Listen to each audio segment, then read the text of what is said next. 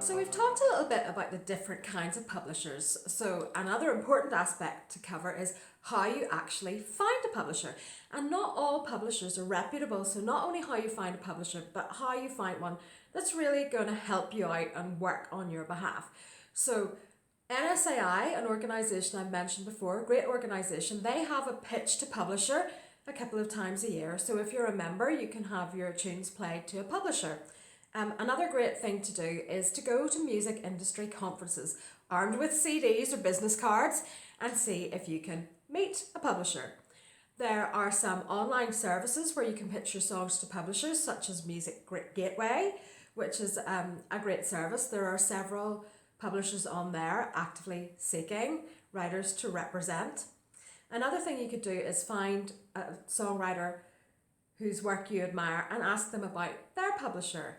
But I have to say that emailing publishers cold, just finding them online and sending an email through, quite often doesn't produce results. It's all about building relationships. So, it's good to actually meet songwriters in person where you can and go to conferences. In the UK, there's an organisation called the Music Publishers Association. So the MPA Online has a database of publishers in the UK, and you can search via genre and it tells you which publishers are currently accepting submissions. So that's a very, very useful service. So say through doing all of this, you happen to find a publisher. Well, how do you know if that publisher's any good? Because you want to sign with someone reputable. There's a couple of kinds of organisations to avoid like the plague. One is a company that calls itself a music publisher, but instead of pitching your work to artists or pitching your work for sync, all they do is collect the royalties for the performances you're doing and pay them to you, but take a cut. Because that's absolutely pointless. You can claim your own royalties from your PRO. You don't need another service to do that. So I wouldn't recommend signing up to that kind of service.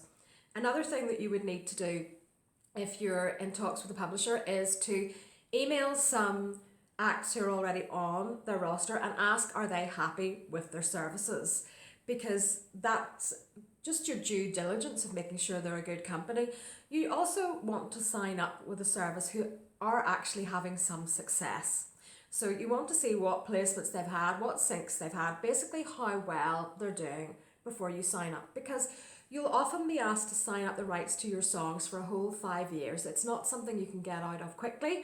So if they aren't doing a good job for you and they aren't making you money, they're going to own, part of the copyright to your songs. So, you'll be tied in with them. You won't be able to go and sort of you can pitch your songs yourself while you're signed to a publisher, but they take a percent of any money that you make. So you really need to be sure that they're out there working on your behalf.